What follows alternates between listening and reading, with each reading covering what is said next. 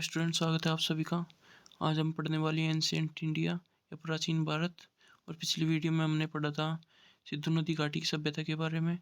और आज हम दूसरा टॉपिक स्टार्ट करने वाले हैं, जो कि है वैदिक काल या वैदिक सभ्यता, जो समय माना जाता है 1500 से लेकर 600 BC के बीच का। वैदिक सभ्यता को या वैदिक काल को हम दो भागों में विभाजित करते हैं। पहला है ऋग्वैदिक काल। यह वह समय है जिसमें ऋग्वेद की रचना हुई थी, इसीलिए इसको ऋग्वैदिक काल कहते हैं। यह समय माना जाता है 1500 से लेकर 1000 BC के बीच का। दूसरा जो काल है वह उत्तर वैदिक काल, जो कि माना जाता है 1000 से लेकर 600 BC के बीच का समय। और इसी समय में तीन अन्य प्रमुख वेद, सामवेद, यजुर्वेद व अर्थवेद की रचना हुई थी।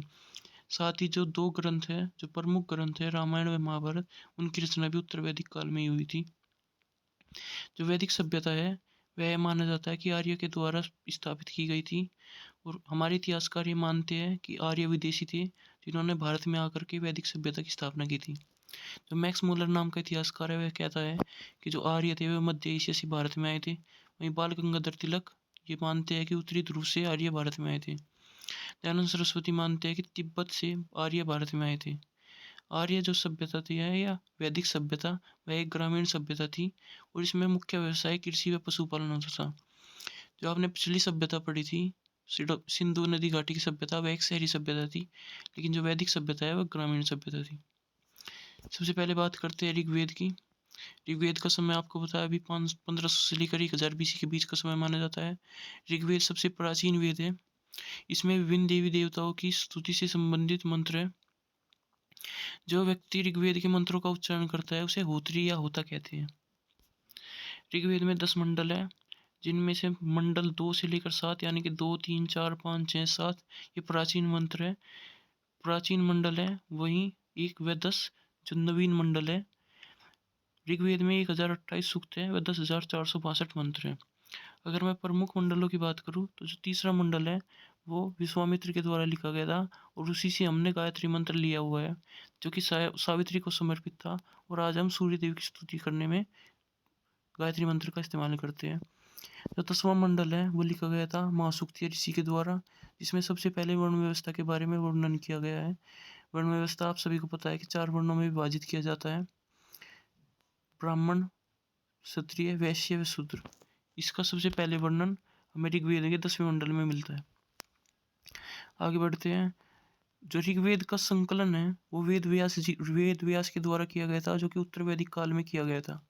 और इसके 2 ब्राह्मण ग्रंथ हमें मिलते हैं, ऐत्रेय और कुशितकी। ब्राह्मण ग्रंथ के बारे में बात करें तो जो वेदों की भाषा है वह बड़ी जटिल है, तो कुछ विद्वानों ने वेदों की भाषा को आसान बनाने के लिए अपने अपने कुछ ग्रंथ लिखे हैं, जिन्हें ब्राह्मण ग्रंथ कहते हैं। और ऐसे ही ऋग्वेद के 2 ब्राह्मण ग्रंथ हमें मिलते हैं, पहला है ऐत्रेय और दूसरा है कौशितकी ब्राह्मण। आगे बढ़ते हैं। जो ऋग्वेद की सबसे पवित्र नदी है वो सरस्वती नदी मानी जाती है, और जो सबसे प्रमुख नदी है वह सिंधु नदी मानी जाती है। गंगा नदी का पूरे ऋग्वेद में सिर्फ एक बार वर्णन मिलता है, यमुना नदी का 3 बार वर्णन मिलता है। दूसरे वेद के बारे में बात करते हैं तो दूसरा वेद था सामवेद। साम का मतलब होता है गायन, और यह वेद भारतीय संगीत का जनक माना जाता है। और भारतीय संगीत की 7 ध्वनि, सारे गामा पा धा नी, ये ध्वनि भी सामवेद से ली गई है। इसमें ऋग्वेद के वह मंत्र है जिनका गायन किया जाता है।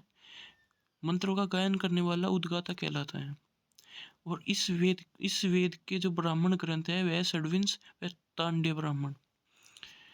आगे बढ़ते अगले वेद के बारे में बात करते हैं। अगला वेद है यजुर्वेद। यजु का मतलब होता है यज्ञ।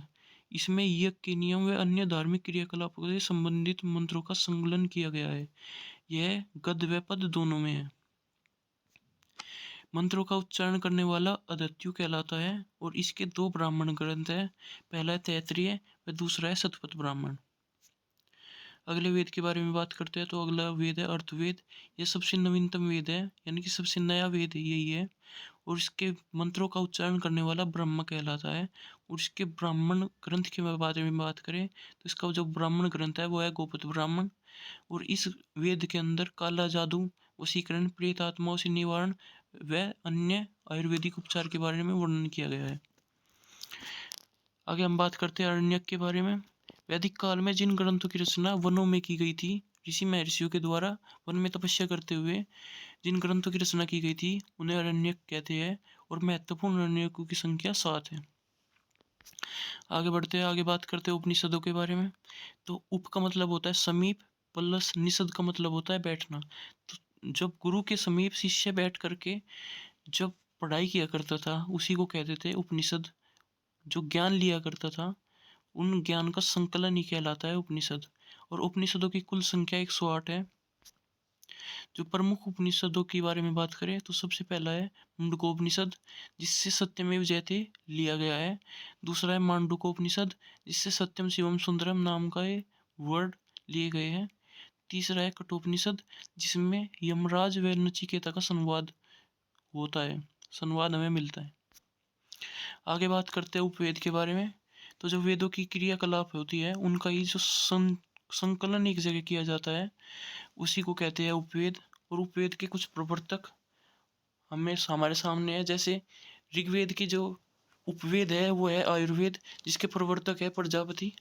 और जो यजुर्वेद है उसका उपवेद है धनुर्वेद, जिसके प्रवर्तक है विश्वामित्र। और जो सामवेद है उसके जो प्रवर्तक है वह है नारद, वह उसका उपवेद है गंधर्ववेद। जो अर्थवेद का उपवेद है वह है शिल्पवेद, उसके प्रवर्तक है विश्वकर्मा। आगे बढ़ते हैं, वैदिक सभ्यता की प्रमुख नदियों के बारे में बात करें तो सबसे पहली जो नदी थी वो है सिंधु नदी। दूसरी थी वितस्ता नदी, जिसे आज झेलम नदी के बारे में झेलम नदी के नाम से जाना जाता है। तीसरी नदी थी पुरुषनी, जिसे आज रावी नदी के बारे में रावी नदी से नाम से जाना जाता है। चौथी नदी थी बिपाशा, जो कि व्यास नदी के नाम से जानी जाती है।